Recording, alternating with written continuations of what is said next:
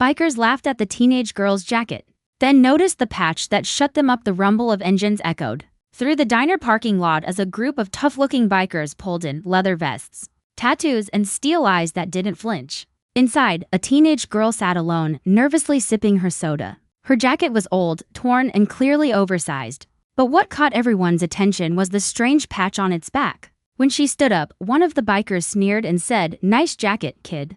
Trying to look tough. The others chuckled until one man, the oldest among them, stepped closer and froze. His laughter vanished as he whispered something that made the rest of them fall silent. Within seconds, their mocking faces turned into looks of respect, even guilt. But what was on that patch, and why did it silence a gang known for never backing down? The truth behind that patch would change them all forever. It was a chilly evening at a roadside diner just outside Nevada. The girl's name was Leela, barely 17, a quiet soul who kept to herself. Her jacket hung loose over her shoulders. A faded leather coat that clearly belonged to someone older, maybe a father, maybe a brother. She had stopped for a burger and coffee, the cheapest thing she could get before heading to her next destination. When the Steel Vultures, a notorious biker group, rolled into the diner, everyone's attention shifted.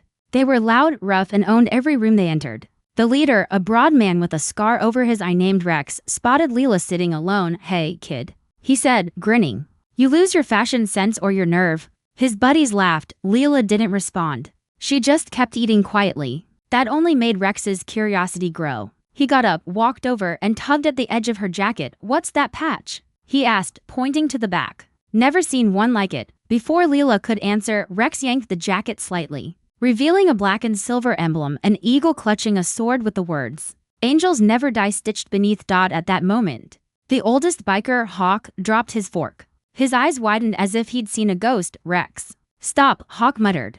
"That patch. It's from the Guardian Riders." The diner fell silent. Even Rex looked confused. "The Guardian Riders?" he asked. Hawk nodded slowly. "They were legends, a biker group that protected families and veterans. They vanished years ago after one of their leaders died in a fire." Rex turned to Leela. "Where'd you get that jacket, kid?" Her voice trembled but held strength. "It was my dad's," she said. "He was your legend." Rex blinked, trying to process her words. "Your dad? What was his name?" Leela's eyes glistened. "Daniel Cross," Hawk gasped.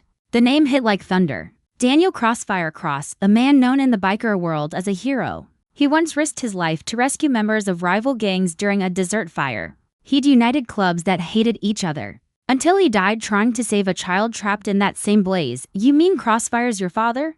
Hawk whispered. Leela nodded. "Yeah, he used to tell me real bikers protect, not bully. This jacket's all I've got left of him." The bikers exchanged glances. Rex's arrogance melted. "Kid, we didn't know." Leela shrugged. "Most don't, but that patch, it means something. My dad earned it with blood and loyalty." A tense silence lingered until Rex stood and saluted her in his own biker way, tapping his chest and then pointing to the sky. "Your old man was a legend," Rex said quietly. "We owe him more than a laugh." Hawk stood next. "We rode with him once, back when the desert burned. He saved my brother's life. I never got to thank him." Leela smiled faintly. "Then maybe you just did." The atmosphere shifted completely. The same bikers who mocked her now stood in a respectful circle. They offered her free food, coffee, and a safe escort to her next stop. As they talked late into the night, Leela shared her father's stories, the roads he rode, the people he saved, and the code he lived by: ride with honor, help the helpless, and never ride alone. Before dawn,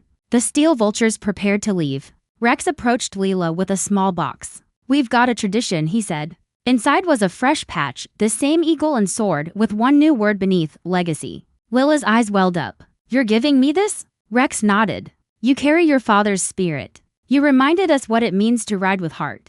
That deserves more than our respect, it deserves our loyalty." The bikers formed a circle around her as Hawk carefully stitched the patch beneath her father's emblem. The moment he finished, Rex revved his engine. "Where you headed, kid?" "California," she said. "There's a memorial ride for fallen riders. My dad's name's on that wall." Rex grinned.